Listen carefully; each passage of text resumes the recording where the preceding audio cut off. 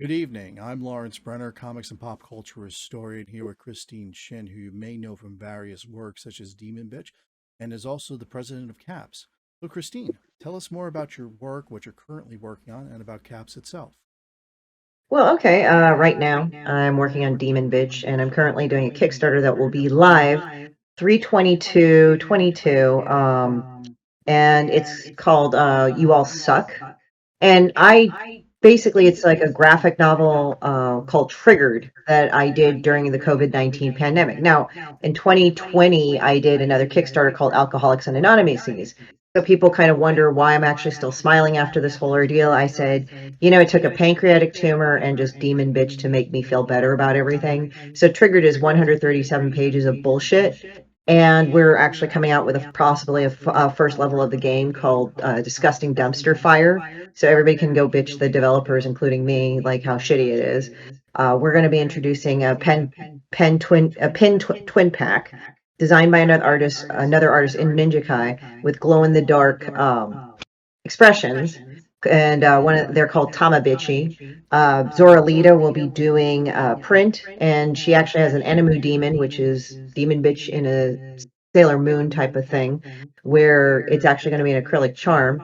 And hopefully, like if we go past and blow past certain levels, we can make this hardcover and go on from there on that. And the skies are limit. Like I might include pasties at some point if I feel in a good enough mood, maybe magnets or some shit if we keep blowing past goals. So that's what I'm doing right now. That will be at 3/22/22. On 3/19 at the Comic Bug in Manhattan Beach, I will be doing a comic day. Sorry, it's been a long day. It's hot here in Cali. So you know how we are for inclement weather. Tends to roast our brains. I will be doing an Asian invasion event. And I did that just to be kind of funny because I actually did a t-shirt design called Asian Invasion with like a squinty skull and stuff because I was making fun of everything in the world. And everybody's like, yes, I do that. I tend to do that with people. If people know me, I'm kind of controversial. But it is funny because I asked June, who is the owner of the comic bug, and he's Japanese, and I said, well, his ethnicity is Japanese. And I said, why don't we go and do Asian Invasion :Yellow Peril and see how that goes? He says, I love it. This is great. So we have all Asian creators. We have Don Win, Don Ho, Mog Park, the official Game of Thrones illustrator, one of the official ones. And we've got people that have worked on Marvel and DC comics for illustration. We'll have Immortal Studios there. They just finished the Adept with Scout, for their Kickstarter. We will also have Hyde Hermit Studios. They do a lot of pins and prints and things like that. And a couple other people right there. But we've got up to 10. Oh, the UN twins are there from First Comics as well. So we've got a pretty good lineup, 10 creators. And we will do that in 3/19/22. And that will be from 11 to 4 in Manhattan Beach in California. So you're welcome to come down. It's a free event. And we'll have free sketches and stuff, the tiny ones. And if you want to go and invest more, we do commissions on there too, are a good number of us, and we'll be selling our stuff. And if this gets better and better, I'll probably make it into the thing. But the reason being was that some of my friends, like some of the cons on the West Coast, were closing due to Omicron, and they kind of had to take a financial hit. And I said, this sucks, and I kind of want to go back to cons again. So let's do this. So it was an idea in my fevered little brain. So the last one is CAPS.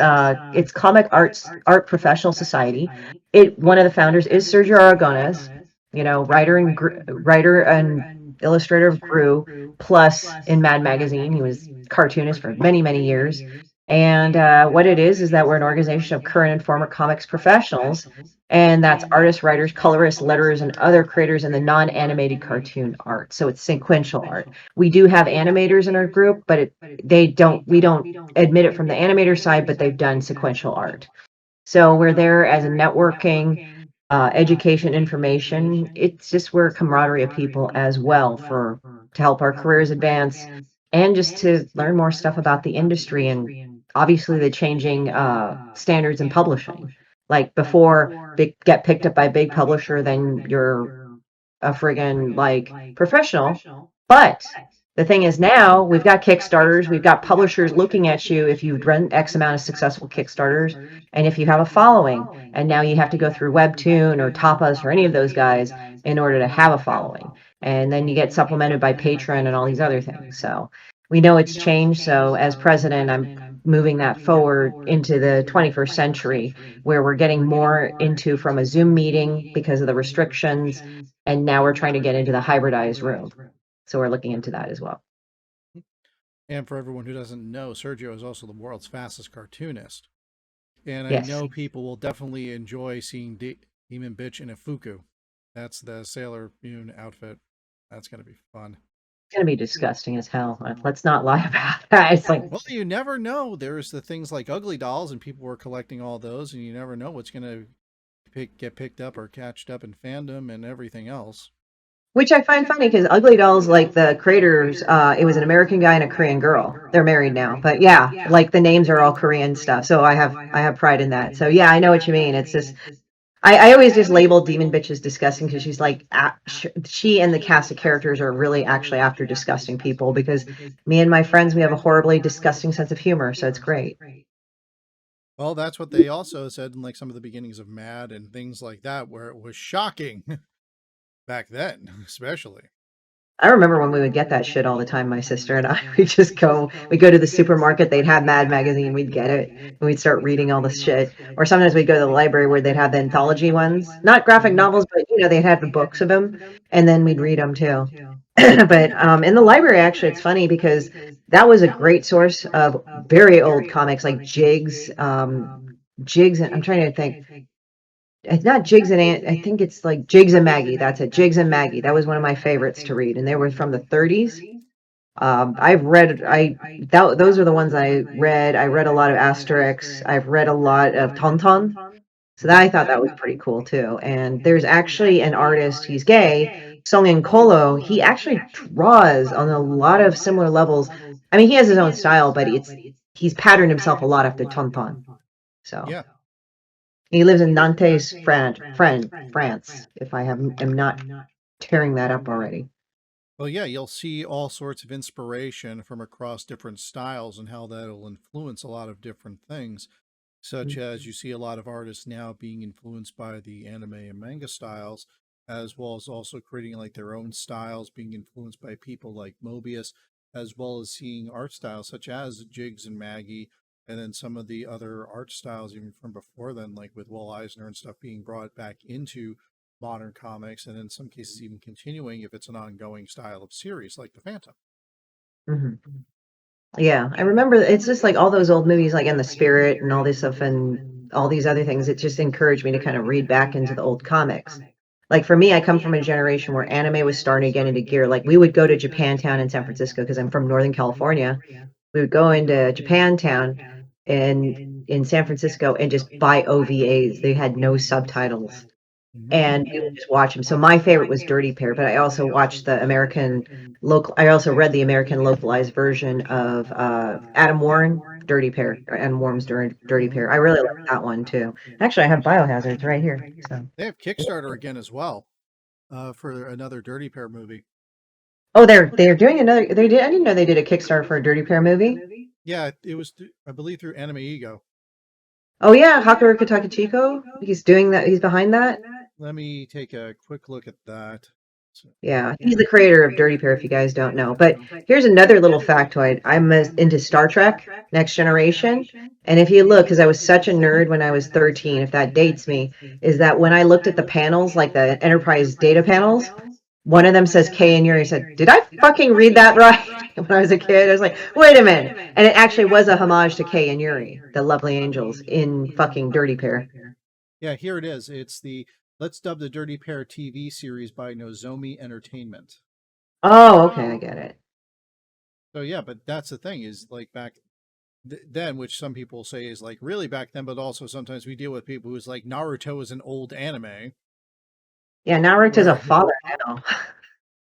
yeah, but it's just like when we went to anime cons, as some of the older people in anime I know would be like, when we went to cons, we went to watch her 2 episodes on VHS, not Mhm. having lots of streaming and things like that. So some people forget things like that, and sometimes forget like the variations in the art styles that can obviously be seen through creators such as yourself and the others such that would be in your Asian Invasion series, and then also how that's interpreted and seeing the new things like to bring up the Fuku again.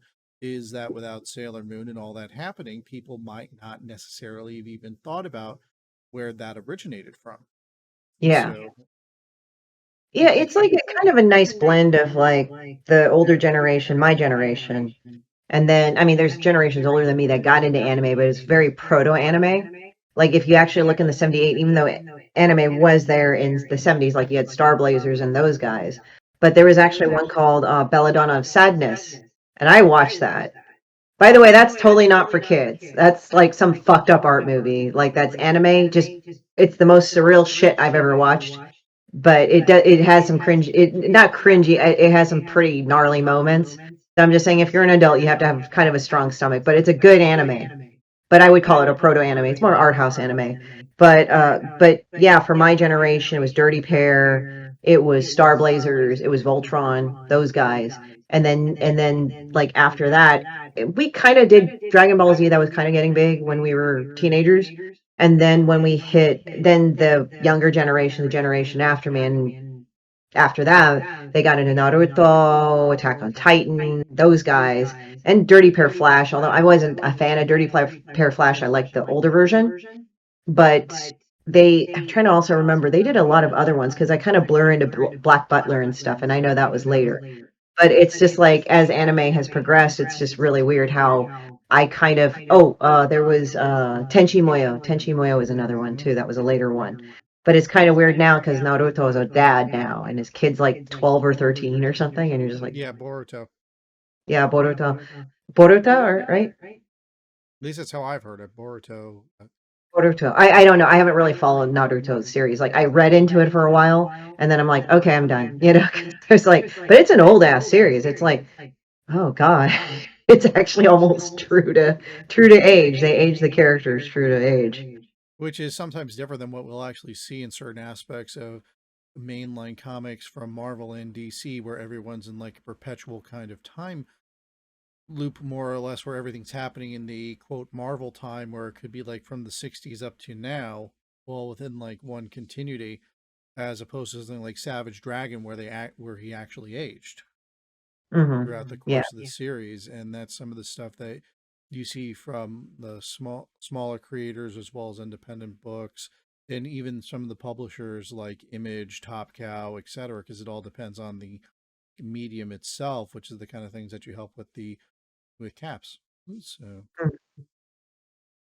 which ends up really fun. So I guess you could tell some people more about the history of caps and what led to you being the president and all those fun things.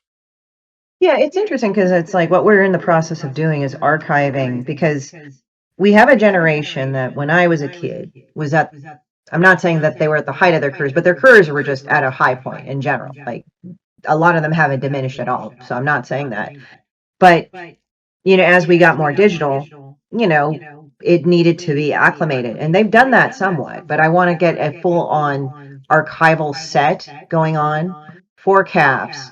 And I want to be able to have the history because some of the older members, they were saying, we really want to preserve the history, the history, the history, the history. And I'm not ignorant of that. I do understand that.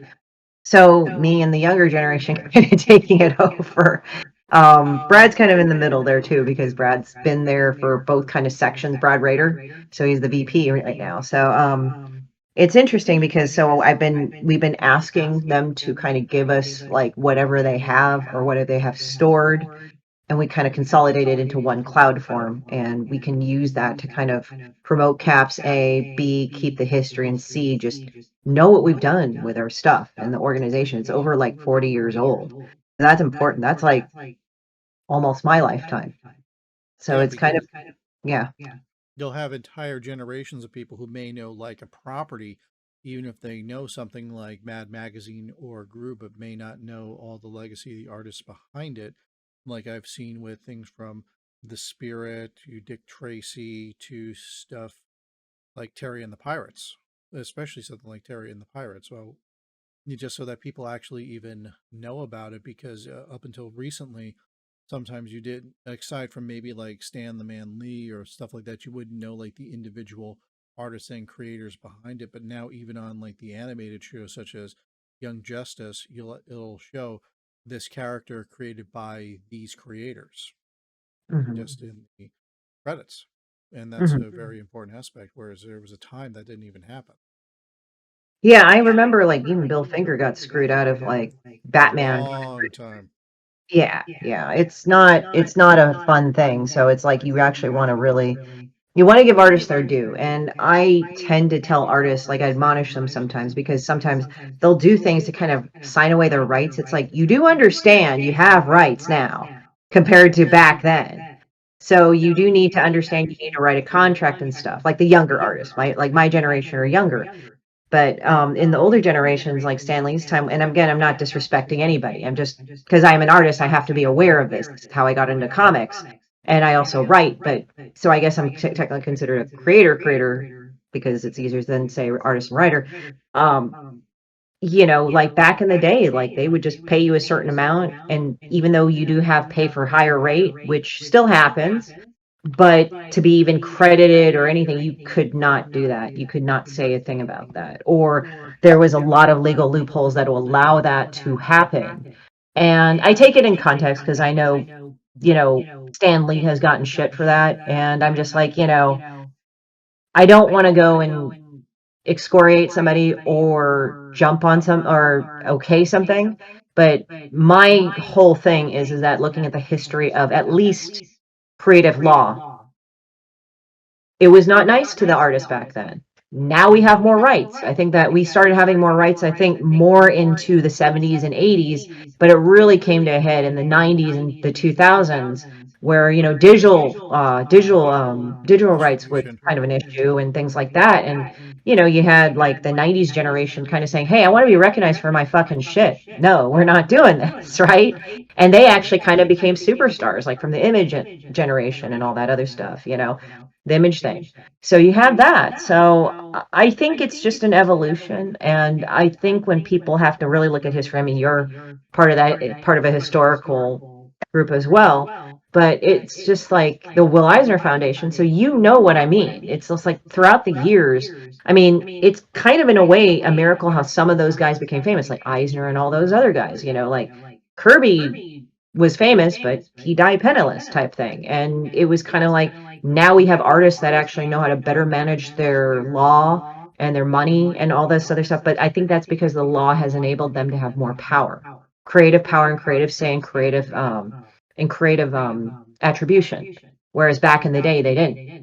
And agency, because now it's easier than ever to actually find at least some of the baseline of the information, be able to connect with proper attorneys, things like that. And that's for artists all around the world too. Oh And yeah. there can be, even where certain things where there still exists, the work for hire, stuff like that. I know some comics that are still on the work for hire, even on some of the independent side. But it's more about making sure that people have access, are knowledgeable in their rights, and they're even people who make sure that people are helped treated fairly, different lawyers, IP attorneys, etc., who are actually inside the comic space and do try to share the particular things and issues, which makes it really interesting so that we can also get into the real thing of appreciating the art and the works and then the fandom of it and the fandom across generations. Because, Yeah. the younger they are, like somebody might not know if they're like 4 watching Spider-Man and his amazing friends on Disney XD, but when they start to get older, they can learn who created these things, this variant of Spider-Man. And what I mean by variants is because we know of all the people named Mhm. Spider-Man, but it would be, so we know who created Ghost Spider, we know who created Miles Morales, and the stories that identify with different people through the Spider People, while also still bringing it back to those who created them originally. Yeah, I mean that's the thing. It's interesting to see the timeline of comics and then the characters that are built off of those as well. And I think it's interesting with all this other stuff when it comes to history as well. It's interesting how things change and shift, like in terms of like how the style is. Like you look at Jack Kirby now, and then you look through the 90s now, and then you look through all these other things now, and you're kind of like, whoa, this is kind of interesting right here. Yeah, like So, Jim Lee's X-Men '97, which is also going to be coming back because with the Lee Walds producing that again. However, there was that very, very Chinese spandexy kind of thing in the art style, and how it went from like the four color and the certain aspects of different fantastical and the four pred to the kind of anime and manga style with some artists, and then also in more experimental and unusual styles, such as your own that you use on Demon Bitch and others. Yeah, yeah. I mean, it's a kind of interesting too, because like we were talking about legal, I was thinking of Council for Creators.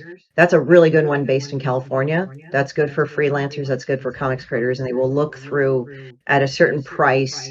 Um, all the contracts that are there. There are also individual lawyers, but there's also the comic legal defense fund, and I just kind of had to laugh about that because I actually have two originals of Mike Diana up on my wall. So if anybody doesn't know who Mike Diana is, he was the first, I think, American cartoonist to ever have been jailed for obscenity. Mm-hmm. And he's actually a really cool guy. I've emailed him a couple of times, but I've actually bought a couple of his pieces. But the thing is that I just got really fascinated by him because he was actually accused of being in that whole serial killer thing. Like what it was is that I think they thought he was, and I'm trying to remember, it was a serial killer in Florida that was doing real sick shit. We won't get into here, but just really sick shit. So they thought he was affiliated with him. But I think how Mike Diana got more involved was that I think the killer actually had in possession some of his comic books. So Mike Diana is super obscene, but he's super underground. Super raw, super punk. I love punk rock. Like I came from that background in college.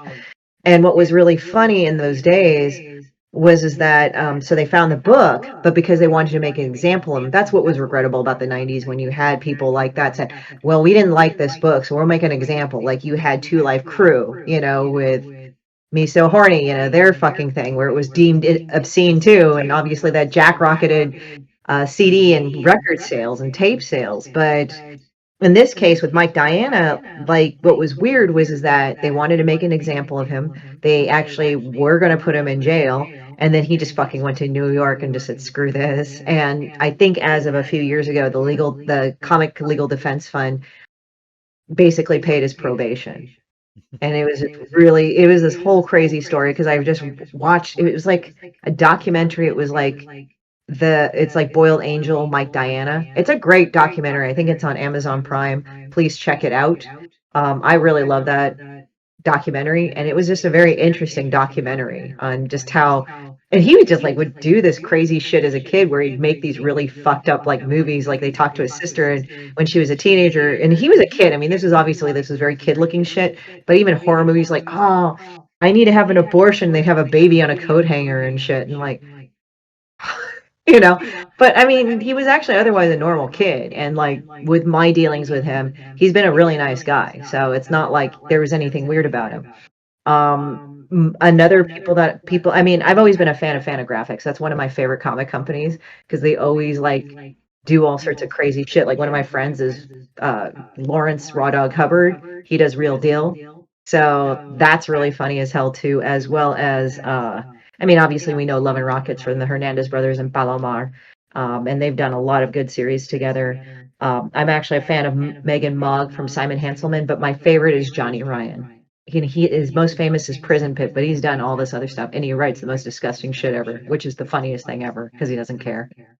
Yeah, see, that's what we were thinking about with some of the stuff we see, all these amazingly documentary things actually starting to be put out and being able to find them via the different platform of streaming because it may not have been something that you could have necessarily found before the age of streaming, similar to some of the distribution aspects of comics that you already talked about with Webtoon, Patreon, as well as the other things. And then, in also terms of the content, there's always going to be somebody who's going to rage against something they may find unacceptable. And we know that went all the way back, especially in the 50s and Yeah. then onward. There were well, pretty much till like the abolishment of the Comics Code, which I always found it very funny that they actually did a lot of very interesting and what would be divisive issues, especially through the times through Archie Comics, yet still maintaining the Comics Code Authority approval. Oh, And but yeah, it's just human beings amazing. always do that. They just stick the middle finger and then they do what according to the rules, but then they subvert the rules. That's what we've always done. And that's some of the most interesting aspects in comics art as well, is that you'll see things that will just stick it up through. It's like there's all sorts of new ways and ways of experiencing it and seeing it. And a rating system doesn't in and of itself mean censorship. It's Mhm. more like when the same thing that applies to like video games is you get the parents complaining about stuff and you as the parent bought them Halo and then complain about the violence. Oh, the famous one is GTA. GTA. It's like, why is my kid beating up hookers and killing them? It's like, you bought him the game, you idiot, you know?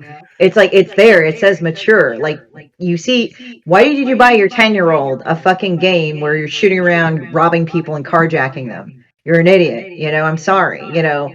That's the thing. It's like some of the things like they would try to go and like I remember when they had Columbine, when they were trying to blame Doom and Marilyn Manson and all these other fuckers for two very mentally disturbed kids that should have gotten therapy, you know, on everything else. And it's like, oh, it's this, it's the gun, it's the Doom, it's this, it's that. It's like, no, you fucking idiot. You had two very maladjusted children, you fucking idiot, you know. I would go into this long list of colorful expletives, but I won't. Expletives, but I No, won't. we'll see that inside Demon Bitch, won't we? Oh, there's a lot of them. I say the F word too, and I draw a lot of other really horrible things. Like, I think one of the characters is called Tammy Pond, so there you go. There's a play on that as well. And she's actually one of the nicer characters. She's actually not an asshole. But Demon Bitch and there's Bed Hopping Horrors and Shitbird and all these other guys, like they just do all sorts of stupid shit all the time.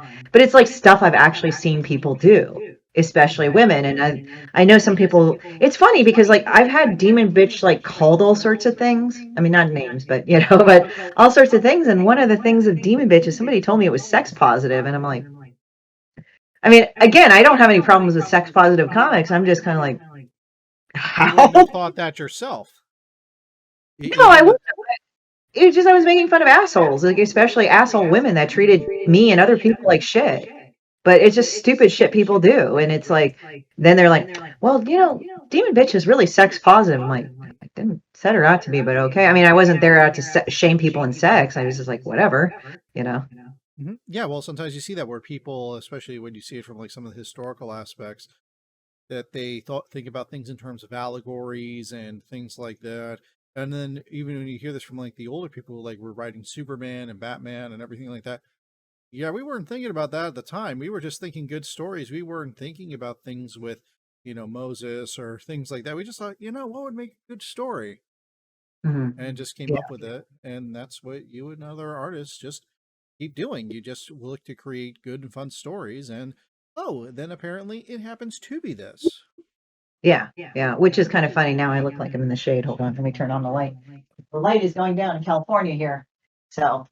Anyway, so like it was kind of I was in this part of the time where it kind of had that weird light. So if I did another light, it would look kind of weird. But anyway, so but going back, yeah, but going back, yeah, I mean that's the thing. It's like I loved underground comics because they didn't give me the standard. They kind of didn't give a shit. Like I'm not shitting on people for Marvel and DC and those other guys, but they had a very certain standard of comic art, and I was like, okay, After I mean, they had good stories and good comics, but what I really got into was people like doing actual like comics like I don't know, I came from the time of zines and everything, and I just love that raw shit, like that raw adulterated shit. Like if you read Mike Diana's comics or Johnny Ryan's comics, it was just shit out of their head, but it's strangely brilliant.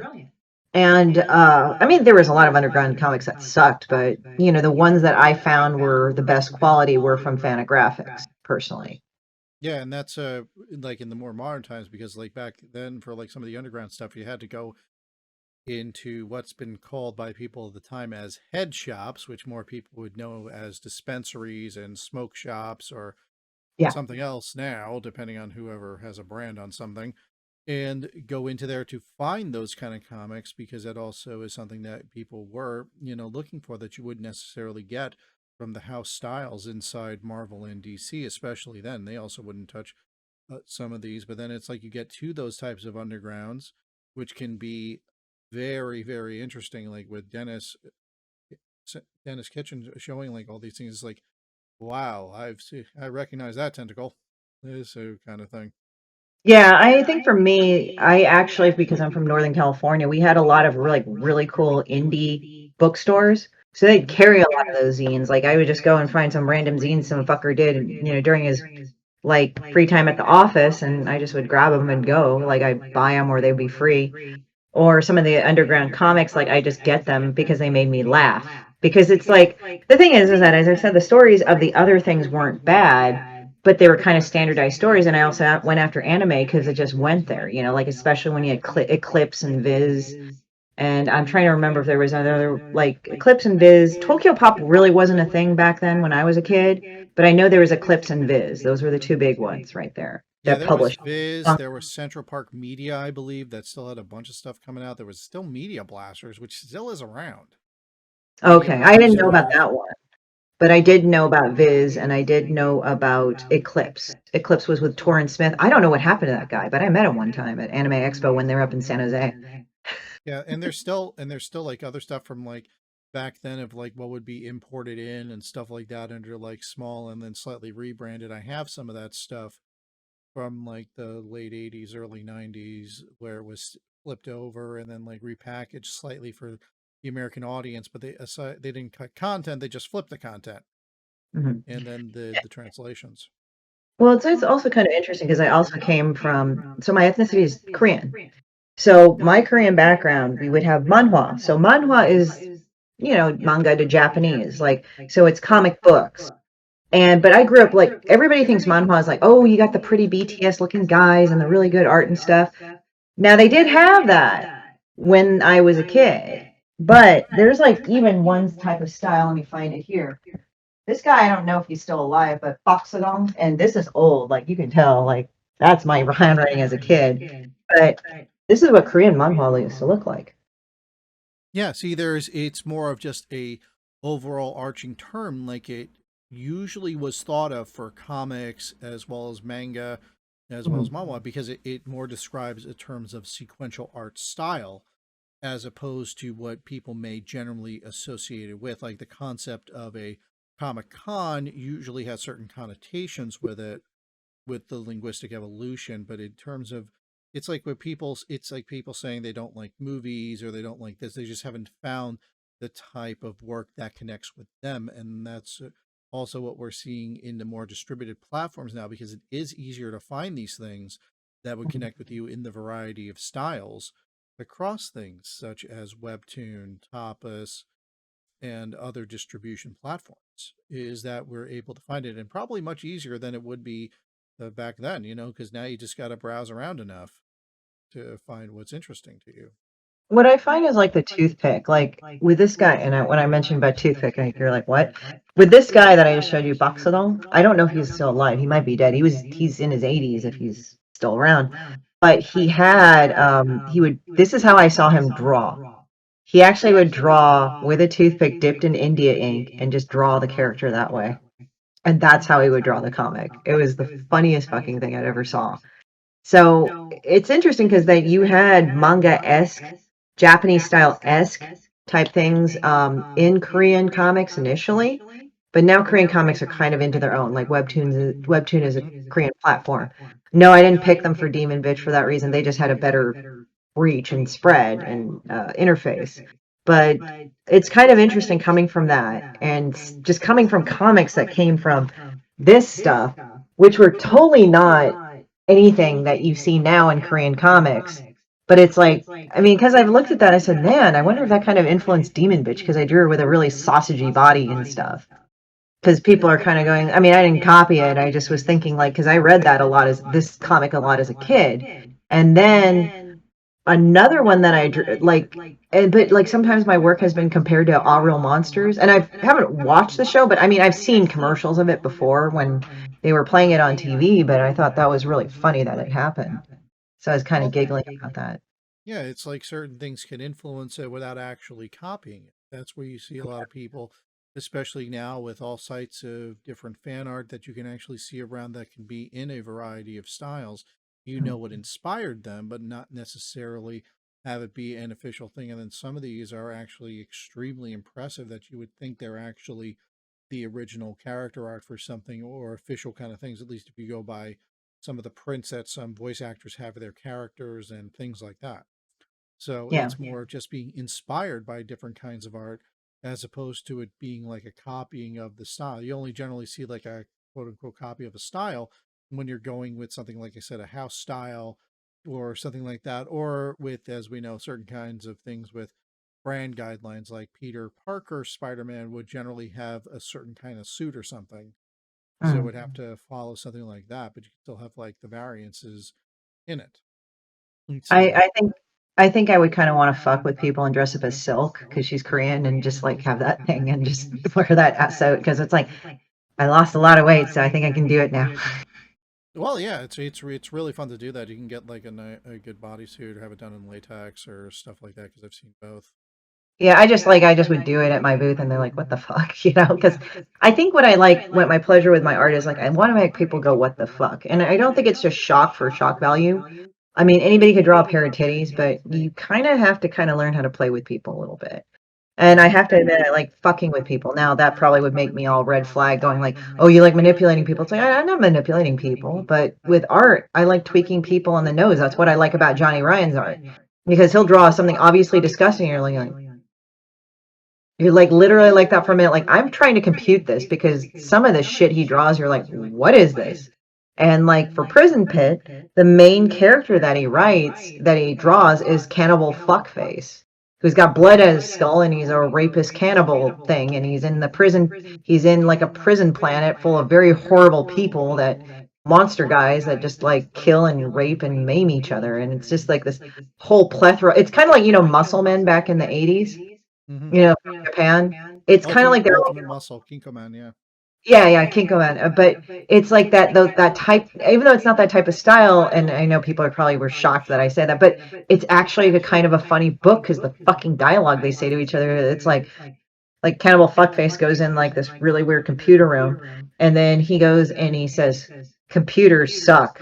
Computers suck shit," and he just cuts open a hole in the wall, and you're like, you don't know why he's doing it. And there's a vagina in the wall, and you're like, okay, well, all right, but it works. Like the whole storytelling works. And I'd say read the book. Obviously, don't have your kids read it. But the thing is that what I've liked about underground comics is they kind of push it to almost the point of maybe psychedelic, but I don't even want to go there because it's not really drugs that I'm really into. It's just more of pushing that realm of, I guess, consciousness. I know people would argue against me. It's like, why are you writing, but why is he drawing things about dicks and killing each other? I'm like, you have to read it, trust me. So it's kind of like you're challenging people's eyeballs to it and just having them read it over and over again because they're just so dumbfounded and flabbergasted that they're just kind of like, wow, what the hell? Like if you read Meg and Mog, they're a bunch of stoner losers like that. Like one's a witch and her boyfriend's a black cat.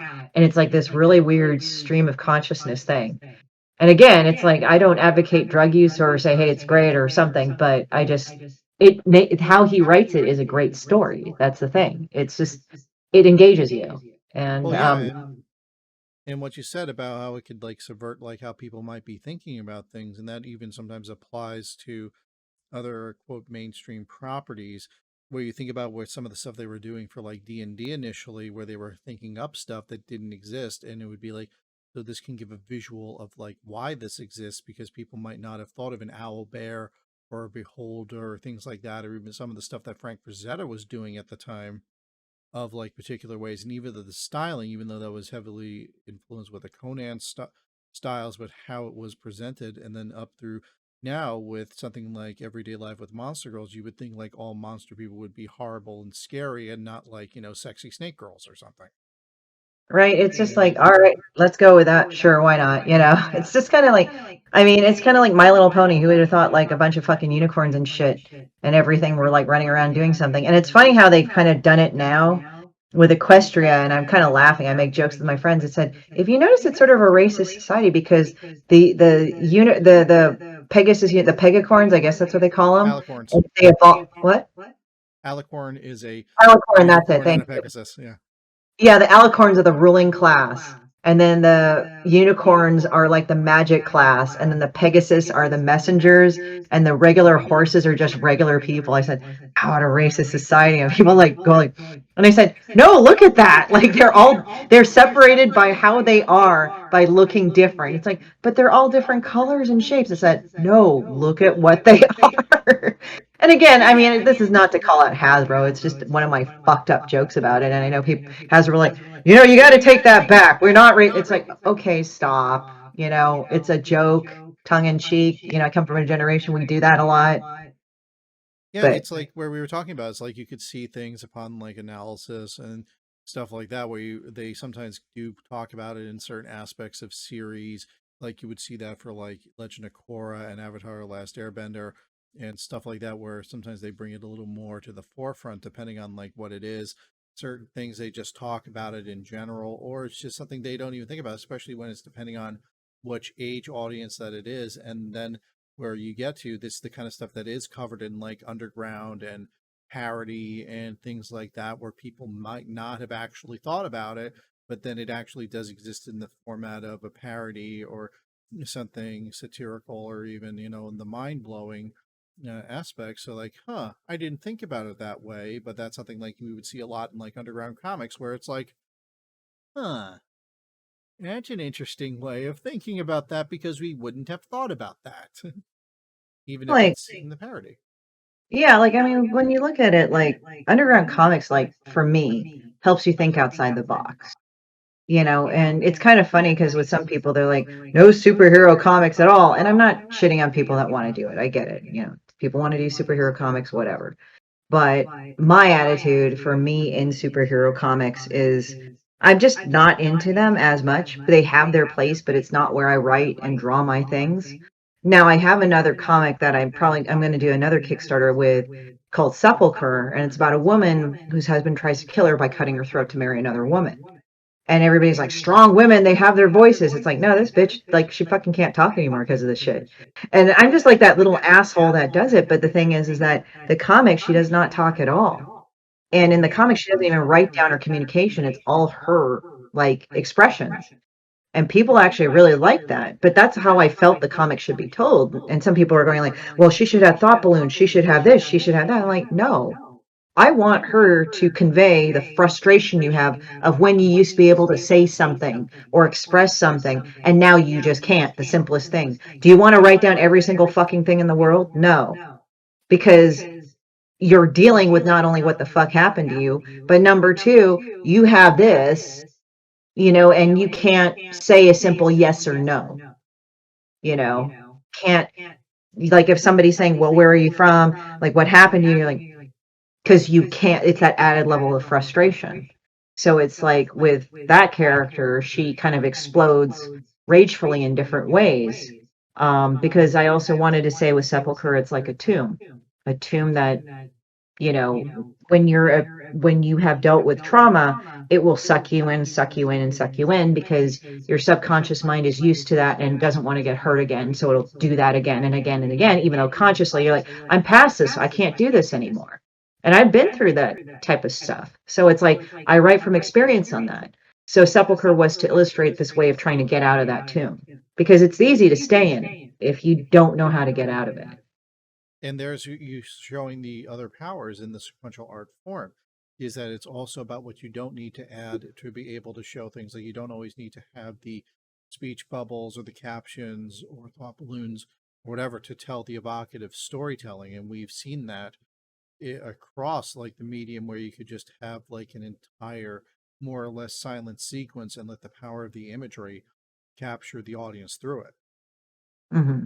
Yeah, so it's just like, I mean, people ask me, do you have a set point of, like, did you mean to write the comic like this? I say yes and no, because the characters, I kind of sometimes don't see this in comics sometimes anymore, which bugs me. And it's like your characters are your children. You birth them in your head. Your books are like your children. You birth them in your head and you put them out there. And they're going to be whatever they're going to be. Now, I understand people are going more diversity in comics, and I'm all for that. But what I've been finding is like, oh, let's go tick down the boxes and create this cardboard character cutout, which is annoying. And I don't like that. For me personally, I'm not saying with all the comics that are like that, but for me personally, with some of the comics I've seen way too much of that. But I think, and they're written in a way where it wouldn't make sense for me for that character to do stuff. Now, let me give you an example of a good indicator of that. Like, well, take a video game, Nier Automata, right? So one of the characters is transgender, but with that character, that person is human because of what they go through, like the feelings, the emotions, and everything, what they have to overcome. Like they have to rescue people that essentially spat on them. It's like, how do I do this? Now people can argue, well, isn't that true of any of the other comic books? Not really, some of them, because some of them just make them into this thing of like, this is what we think they should be. It's like, no, they're a person. Because I have friends that are transgender. I have friends that are gay. I have friends that are all sorts. And how you're writing them, they're not human beings. They're just cardboard cutouts that you make, like you put your hand up their ass and then you make them do this. So the thing is that for me, when I set out in my comics, especially with Sepulcher, is that she starts off that way. Like she starts off at a certain thing. You never hear her talk. And when you think you're able to hear her talk, she doesn't have a voice anymore. So it's like, how would this character be? And I would remember the times when I felt I couldn't have a voice, or I felt I couldn't talk, or I felt like I had kind of like a stranglehold on my voice on things. So it's like I'm coming from experience, and it's not as just like, oh, I'm an Asian female or whatever. It's just more of like me dealing with a very human situation. And and that's how my character was born and put out there. So again, I'm not saying it's not important, but I just think that sometimes people get caught up in the surface level and they should really start developing the character inside. They are an individual, they are a human being. That's the thing. Yeah, because we've seen that sometimes where they try to do that, especially at the larger publishers. They have done Yeah. diversity right, and they have also done diversity wrong, Yeah. especially in modern times as well. Not counting all the way back for why they did a couple things, which Larry Hamas spoke about at length at sometimes. But then it's like, well, why would you create this kind of character without like the right kind of input or things like that beyond like where it should be getting the proper input from people or Hmm. stuff. Yeah. And then with you're creating something that's a smaller level and is telling the stories that you want to tell from the experiences you've had, like you said, and the ways that would be, whether the very powerful sepulcher or something. I'd say slightly more on the humorous side as well with Demon Bitch, because Yeah. Demon Bitch is slightly more funny. And then it's just, and I had another thought, like some of the ways that Demon Bitch can be attributed to some people who aren't familiar with your work. And like, what did I see on Adult Swim kind of thing? Not on the Saturdays where it's the anime, but the Sundays, even if it's some of the Yeah. stuff like Venture Brothers where it's like, what did I just watch? Yeah, and it's funny because like that's supposed to be Johnny Quest when he's an adult, I guess. That's what I heard about Venture Brothers. So I'm just kind of laughing about that because I'm just like, oh man. Because I remember watching Johnny Quest. It's like very formulaic, like, all right, Ace, blah, blah, blah. And then now it's like he's like this miserable balding dude that's just like, I'm They, angry at everything now. they actually had Johnny on the show, and because he made him a competitor. It was Rusty Venture, who was something similar, and like Johnny Quest at one time actually was something of an addict who lived in an underground sea station doing Oh, experiments. So I know a bunch of the voice cast on that. It's pretty out there, but it's pretty yeah. entertaining. You just gotta follow along with it, and they try to tell some pretty interesting things on that show. They even reference like the Green Hornet and all sorts of other tropes and very funny things. It mocks like the 60s formulaic thing, the 60s thing, where they had that very cell. I forgot what it was, but Hanna-Barbera pioneered it, where they had the solid body, but they just moved the mouth and then moved the hands so that it cut down on costs because you weren't animating the whole body and head, you were just animating the hands and the mouth and the eyes, they were easier Yeah, to draw. it's a mix of styles where they also had that repeating background where characters were running and stuff like that. Yeah, Which Scooby. yeah. Well, I gotta say, I really like Ultra Instinct Shaggy. That came as more of a recent thing. So, Ultra Instinct. What is Ultra Instinct? I haven't that's heard when that. Shaggy becomes super powered. It's based off a joke out of Dragon Ball Z where Goku and some of the other characters technically become Ultra Instinct, which is an even higher power of power levels. Hmm. Yeah. Yeah. But yeah, it's very interesting to see like how stuff would be like subverted and stuff that even people like grew up with and things like that. And you can see that from like the humorous to the satirical, which is even applied in various ways to like Venture because it's largely satirical in what it is, to even stuff that's more of the following, where they would even take certain things and like even reboots or stuff like that, like even like they did with Voltron on Netflix, where they had it was more mature themes and stuff like that, where everything wasn't going to be all right, but they still had a way of presenting it so that it was still friendly enough for all ages. Yeah. And Yeah. but that's the kind of stuff where you're telling different stories that would appeal to different audiences, and that's what actually makes it interesting because it makes people think about stuff, especially when it's coming from the creator, and it's not like you have a general group editor and you have to also think about some of the things with marketing or things like that that would more happen from some of the larger properties. And it can be is the appreciation of the art form itself, and that's what you work to share in your own works as well as your work with caps. Yeah. And it's like the thing is that with caps, I mean, Mad was subversive in its day. Like I remember reading that shit. I was like, what the fuck as a kid? But I want to see it show that subversion that's kind of gone through the ages because I'm such a little asshole sometimes. But I happen to be, I guess, pretty good at what I do. So it's like, the thing is like with comics, like the subversion and sometimes, and I guess maybe I'm not being totally accurate in those groups, but like there's a lot of advertising all the mainstream in caps, and I'm not shitting on that. That's totally good. But I've known people that have written erotica and drawn erotica, gay art erotica, straight erotica in that group. But it's like I'm kind of like I feel like I'm the person that's the underground fucker, and for some reason I'm the one that's the subvertive bastard that kind of brings them all up to the surface. Say, we get to enjoy this because what's brought onto the mainstream to a point for a while, like you had Zap Comics, which is archaic, Zap Comics, Robert Crumb, those guys. I mean, they were plenty subverted, don't get me wrong, and when you really look at Zap and all those other guys, even though you're like going, God, like, why the fuck did he say that and stuff? It's like, you have to understand this was the 60s, height of the civil rights movement, all these other movements, civil rights, women's rights, and all this.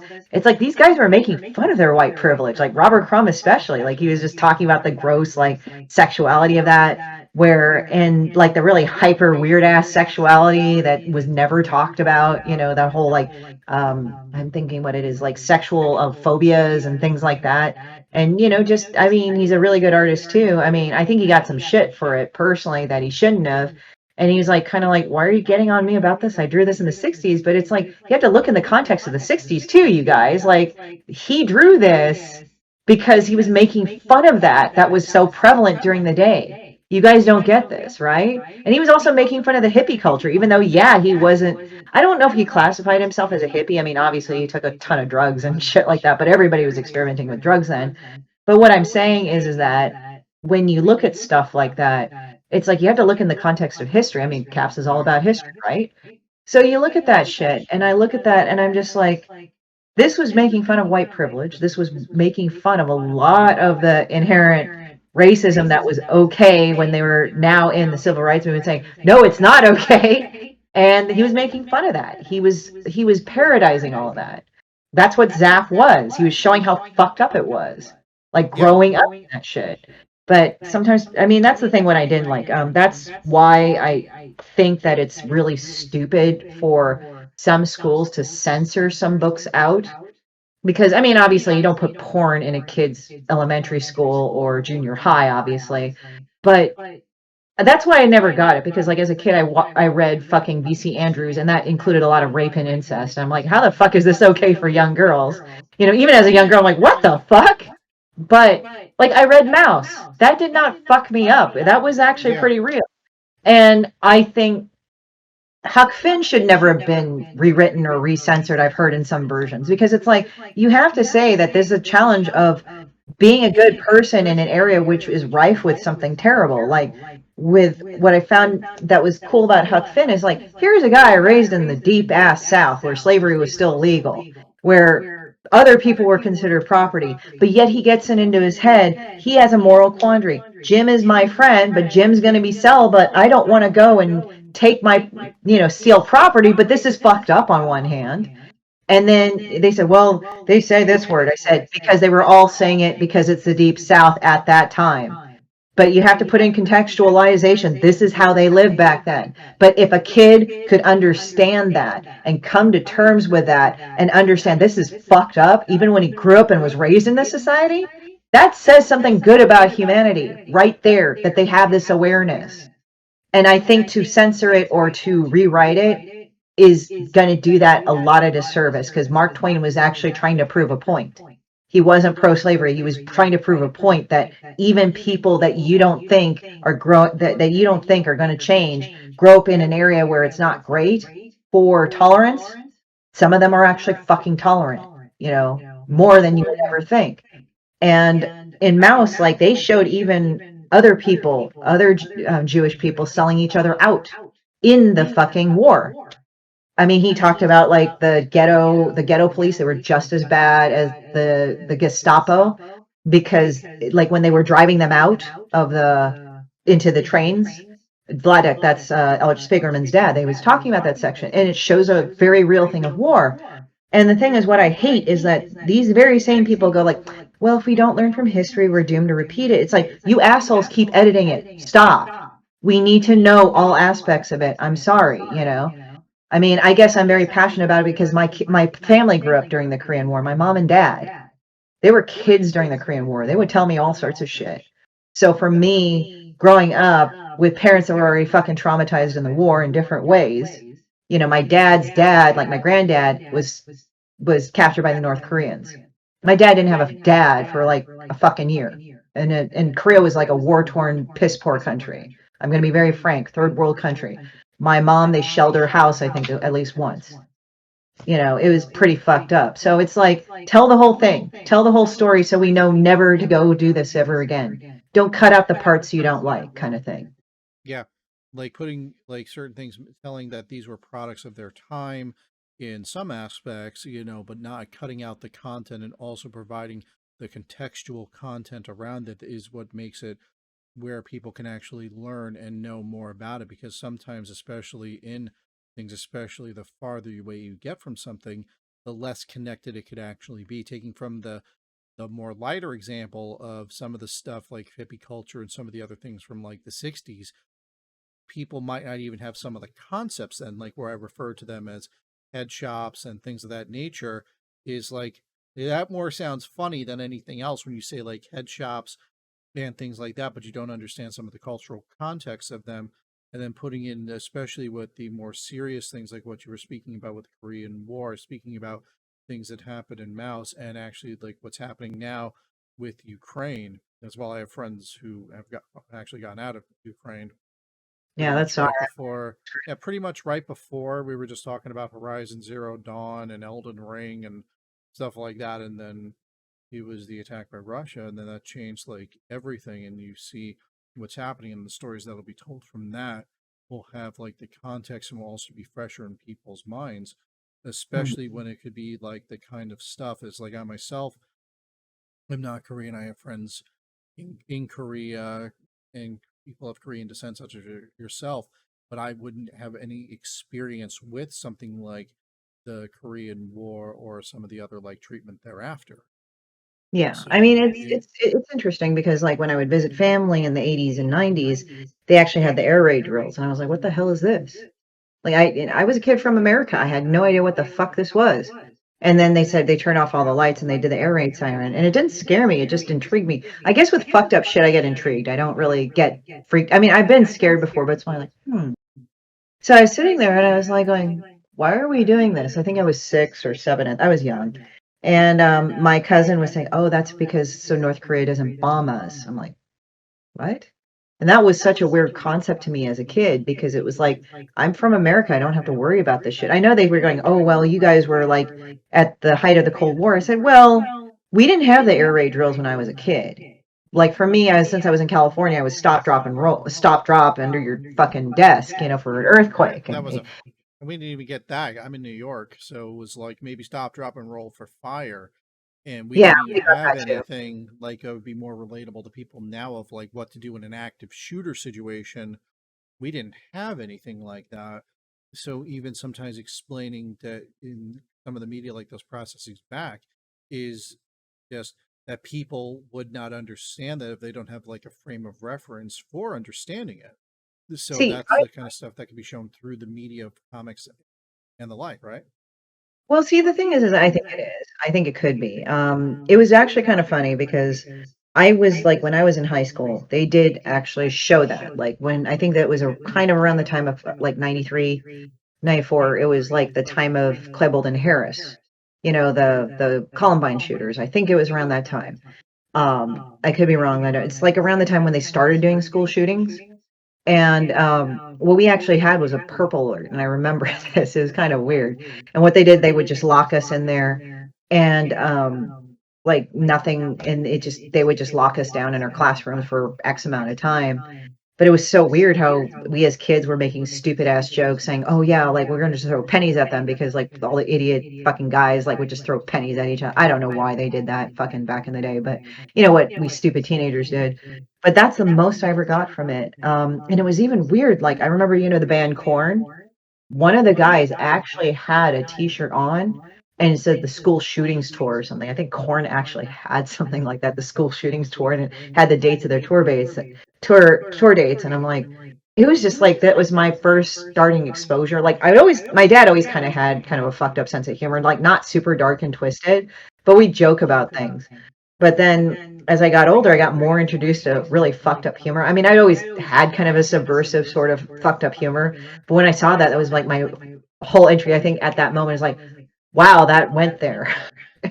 I mean, I read the dirty jokes and all this other stuff, gross jokes, gross things as a kid. I don't know why my mom bought us those, but remember those spinner racks where they had the books in the supermarket and it's like gross jokes? And we actually had those books, and my sister and I, we read them. I mean, obviously, we're not criminals. We're fine today. She has a family and kids. I do comics, but maybe that fucked me up more than I want to realize.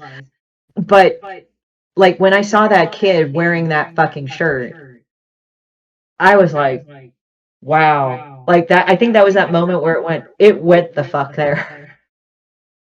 Yeah, But it gets interesting to like see how people would respond to things at the time, and then how they'll respond to things after, and then including how stuff evolves further.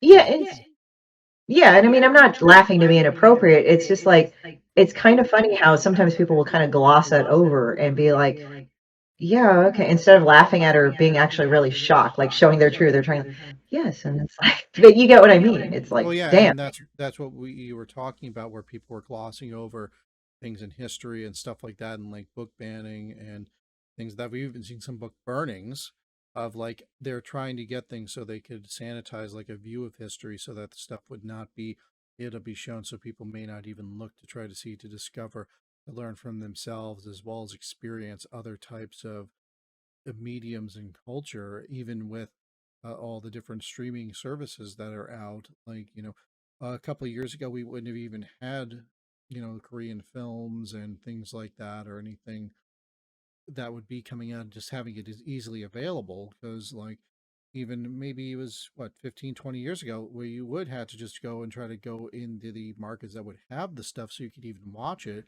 because it would be only generally brought into like the media of that area, right? Like if you want to watch like Korean films, you had to go to like either an art house thing or society, or be in one of the like Koreatowns to like even try to get some of the media, as opposed to like, I'll just flip open on Netflix and watch this. yeah. Right? I mean, it's kind of weird because like when I was a kid, they had asked me, so it's like, "Are you Japanese?" I said, "Are you?" I said, "No," and they said, "Are you Chinese?" I'm like, "No." And they said, "Well, what are you?" I'm like, "What the fuck? Like, my country's on the map. What the fuck, you guys?" That's what would be in my head. I said, "I'm Korean." I never heard of that. That's what I grew up with to a point. So like when I heard about the Korean War, I was like, "Whoa!" It talks about the country my parents came from. But now it's like you can't ever shut up about Korea now, South Korea especially. Like before a while it was North Korea. I'm like, God damn it, you guys, please don't talk about North Korea. They're fucking idiots. But other than that, like South Korea just became a thing, and it's like, hey, I'm writing it. Why not? Yeah, So like from the manhwa to the pop culture iconography. I got friends who are cosplayers in Korea, and we chat about stuff all the time. So it's, yeah, and that's the beautiful thing of like with connected world culture, is that you can actually start and make it able to share and discuss things. So it's more about being knowledgeable in the aspects of fandom. Granted, in some cases that more happens with the bigger comics, for like the comics properties, is more people generally know more about some of those than like some of the undergrounds, or even in some of the things like games and movies and stuff like that. But it provides the initial way of connection so that people can discover more things on the platforms, such as Webtoon and Tapas and everything else, so that people can learn about it. The only then sometimes the barrier can be language. yeah, But if things are translated, and translated well, or at least closely to the author's intent, with help, proper translators. The note on that is because I was reading something about how Fated People was a kind of thing that they were going for in Elden Ring, but the translation they went with was Tarnished. So that became close to the concept of what they were going for. And it was approved by, From Software and everything like that. So it's like as long as it gets closer, you can learn and experience it more, and that's how more people can find it, and then go into the various elements and just like I said, search around, explore, and then encounter things at Comic Cons and other events, like at the Comic Bug and more, so they can experience it and learn more and experience more and find great artists such as yourself and the others who you brought up. Thank you. Yeah, it's I'm very excited, and that's going to be next Saturday, the Asian Invasion. Um, and I actually made swag for it. So if you guys want to go on the LinkedIn, there's actually an apparel thing, so you can go get it if you want to be inclusive. Uh, I'm just kind of laughing about it because people are like, but I mean, it's funny because I just made it, and it's like when I first introduced it to the creators that I wanted to do it, there were maybe two that kind of had reservations, but they kind of had reservations of like, is this more of like a subversive thing or something? And I said, oh no, you got people from this and that, the other thing. I got elected president of CAPS and everything. And they're like, okay, cool, great. We're on, it's like, it's kind of like, okay, but like most of the people that I had contacted, they thought it was the funniest fucking thing to say. Oh, this is hilariously offensive. Let's do this. And I think it was just coming from the thing like, Asian people are considered the model minority. And while I'm glad that we're not known for beating people up or any of that shit, I guess, and I'm not trying to down talk anybody else, I'm being sarcastic about the whole thing, but we're pigeonholed into this thing like we never do anything wrong. We never do anything exciting. We're just these people, blah, blah, blah. It's like, oh, hell no, I can have a great credit store and fuck up things too. So why not, So it's kind of like it seems like throughout my life I tend to kick people out of their groove. Not intentionally, but I guess because I'm just so I don't want to say different. Everybody's different, but I've been described as my personality so out of the box that people can't help but to kind of look at themselves. Because that just seems to be the thing. Like I'm around a person, and even though I never call them out on their shit, I never tell them what they're doing wrong to me, or if I mean, I will if I have to, but you get what I mean. I don't call them out. Like that's not my personality. It's like, okay, cool, whatever. It's like I accept people for who they are. I'm not judgmental. Surprisingly enough, yes, I have strong opinions, but when people meet me, it's like, you're not judgmental at all. Like when I went to the Comic Bug, one of the managers at the time was like going, wow, you're really nice. When I first went out with Demon Bitch, because they thought I was going to be this really edgy, angry person. And it's like, no. I actually brought them chocolate to thank them, for helping me. But I mean, they like that. But the thing is that what I notice when I'm around people is that they kind of take a bigger, deeper look at themselves. But I don't know if that radiates out of me because I'm incredibly self-introspective. I used to be told, oh, you overthink all the time. But I found out that's a great superpower, especially if you're trying to figure out what a character is or who a person is or, figure out why people do their logical things, even though it seems like the stupidest thing.